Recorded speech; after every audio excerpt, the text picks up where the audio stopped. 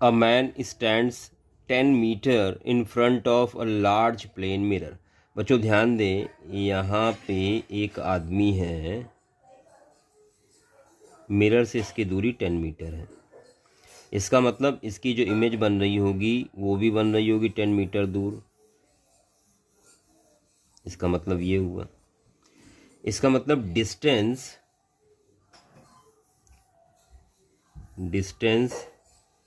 Between man and image is equal 10 + 10 20 centimetre. अब इसके बाद कह रहा है, ये मीटर में होगी, how far must he walk before he is 5 metre away from his image. अब ये यहाँ से चल के मान लो यहाँ से यहाँ गया, तो ऑब्जेक्ट यहाँ पर, मैन यहाँ पर, इमेज यहाँ पर, और कह रहा है आदमी से जो दूरी है इमेज की वो 5 मीटर है। मतलब डिस्टेंस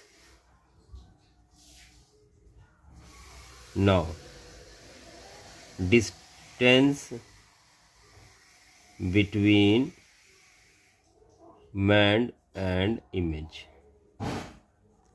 अब जो दी है ये 5 मीटर है।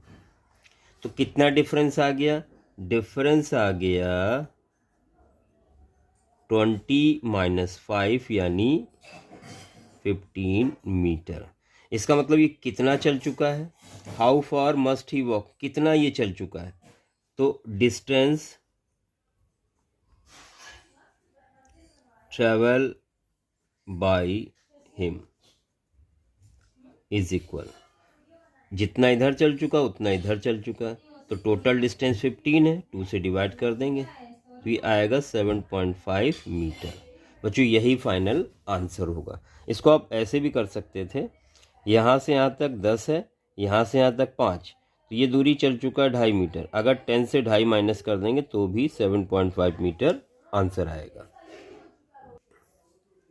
बच्चों यहाँ पर आपसे कहा गया है an object is place 20 centimetre in front of plane mirror. यहाँ पर ऑब्जेक्ट रखा हुआ और ये दूरी 20 है सेंटीमीटर। अच्छा ये ऑब्जेक्ट है। बच्चों इमेज कहाँ बनेगी? इमेज ये बनेगी 20 सेंटीमीटर अंदर, यानी ए भी 20 होगी क्योंकि प्लेन मिरर है। तो यहाँ पर लिखेंगे डिस्टेंस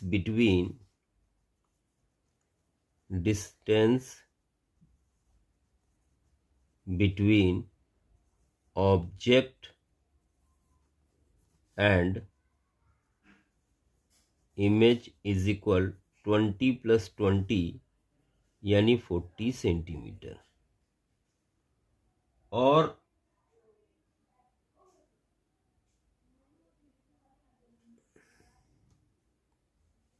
इसके बाद कह रहा है mirror is move 2 centimetre towards object. अब ये मिरर यहाँ पर आ गया है, यहाँ पर आ गया मिरर इस जगह, कितना आ गया है?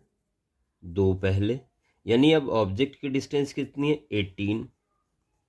Now distance between object and image is equal, अब ये कितना बचा? 18, यानी इमेज भी कितनी बन रही होगी? 18 की दूरी पर, यानी 36 सेंटीमीटर। आपसे कह रहा find difference between both case, किसके? इमेज और ऑब्जेक्ट की दूरी की। तो 40 - 36, बच्चों कितना अंतर आ गया? 4 सेंटीमीटर। और यही फाइनल आंसर होगा इस क्वेश्चन का। A man sits in an optician's chair, यहाँ पर एक आदमी बैठा हुआ है, looking into a plane mirror which is 2 metre away from him, और उस मिरर की दूरी 2 मीटर है। Views the image of chart which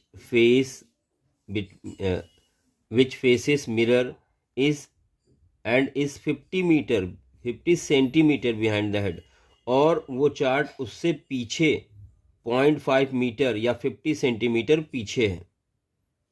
how far away from his eyes does the chart appear to be. अब देखिए आदमी की image यहाँ पे दिखेगी, जो चार्ट है उसकी इमेज और अंदर इतनी दूरी पर दिखेगी। अब आपसे पूछ रहा है आदमी से चार्ट की दूरी। तो बच्चों ध्यान दें, आप लिखोगे distance between man and chart image is equal, बच्चों कितनी हो जाएगी, दूरी 2 है, ये दूरी 2 है और प्लस 0.5, इसको हमने 50 सेंटीमीटर से मीटर 100 से डिवाइड करके बना लिया है। बच्चों फाइनल आंसर हो जाएगा 4.5 मीटर। ये इस क्वेश्चन का करेक्ट आंसर होगा। चलिए बढ़ते क्वेश्चन नंबर 14 की तरफ। बच्चों ध्यान दें, a ray of light strikes a plane mirror PQ, एक मिरर है PQ at angle of incidence of 30 degree, 30 degree पर आकर ये टकरा रही है। बच्चों ध्यान दें, 30 डिग्री पर टकरा रही है। Reflected from plane mirror, plane mirror से रिफ्लेक्ट हुई, एंगल ऑफ इंसिडेंस इक्वल होता है रिफ्लेक्शन का, ये भी 30 हो जाएगा। Then strike second plane mirror QR, QR एक दूसरा प्लेन मिरर है, उस पर जाके स्ट्राइक होती है at right angles to first mirror, जो कि फर्स्ट मिरर के साथ राइट एंगल बना रहा है।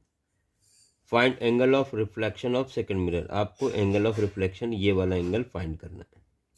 बच्चों ध्यान दें, ये एंगल कितना होगा, तो आप लिखोगे एंगल ABN1, ये नॉर्मल 1 है, ये नॉर्मल 2 है, ABN1 इक्वल होगा N1 BC के, N1 BC के फ्रॉम लॉज ऑफ रिफ्लेक्शन से, लॉज ऑफ रिफ्लेक्शन से। तो ये हो जाएगा एंगल N1 BC, बच्चों ये हो जाएगा 30 डिग्री। अब ये वाला एंगल कितना होगा, ये हम लोग कैलकुलेट कर सकते हैं। एंगल CBQ, CBQ कितना होगा, ये नॉर्मल के साथ एंगल 90 बनता है, तो 90 डिग्री माइनस कर देंगे 30 डिग्री, बच्चों ये एंगल आ जाएगा आपका 60 डिग्री, तो ये आ गया 60 डिग्री। अब ध्यान दें, ये 90 डिग्री है, तो यहाँ पर आप कैलकुलेट करेंगे, देयरफॉर एंगल BCQ, BCQ ये वाला एंगल कितना होगा, 90 में माइनस कर दें 60, 90 में 60 माइनस कर दें तो ये आ जाएगा, बच्चों ये आ जाएगा 30 डिग्री, ये 30 डिग्री आ गया। अब ये वाला एंगल कितना होगा, देयरफॉर एंगल N2CD, N2CD आपको निकालना है, और N2CD एंगल किसके इक्वल होगा, ये angle reflection angle of incidence equal होंगे, तो ये इक्वल होगा BCN2 के, BCN2 के। और बच्चों ये कैसे निकलेगा, यहाँ पे फिर से आप देखो, ये पूरा 90 है, अगर -30 कर दें तो ये आ जाएगा 60 डिग्री, और यही फाइनल आंसर है। If radius of curvature of spherical mirror is 20 centimetre, तो बच्चों यहाँ पर आपको रेडियस दी है 20 सेंटीमीटर। फाइंड फोकल लेंथ, आपको F निकालनी है। अब F और इसमें रिलेशन क्या होती है, तो बच्चों यहाँ पर रिलेशन होती है F इज इक्वल R/2, तो आप लिखोगे F इज इक्वल 20/2, तो जो फाइनल आंसर है F इज इक्वल आएगा 10 सेंटीमीटर। यही फाइनल आंसर है, यही आपको फाइंड करना था। बच्चों नेक्स्ट क्वेश्चन है, find focal length of concave mirror whose radius of curvature 32 centimetre. तो बच्चों यहाँ पर रिलेशन आपको पता है, F इज इक्वल R/2, तो ये 32/2 हो जाएगा, तो ये बच्चों आ जाएगा 16 सेंटीमीटर, ये फाइनल आंसर होगा। बच्चों यहाँ पर आपसे बोला गया है if focal length of convex mirror is 25, F दिया हुआ है, what is radius of curvature R आपको निकालना है। बच्चों ध्यान दें, रिलेशन होता है are is equal 2f। 2f 25 है बच्चों, ये आ जाएगा 50 सेंटीमीटर, जो कि फाइनल आंसर होगा इस क्वेश्चन का। चलिए बढ़ते हैं क्वेश्चन नंबर 17 की तरफ।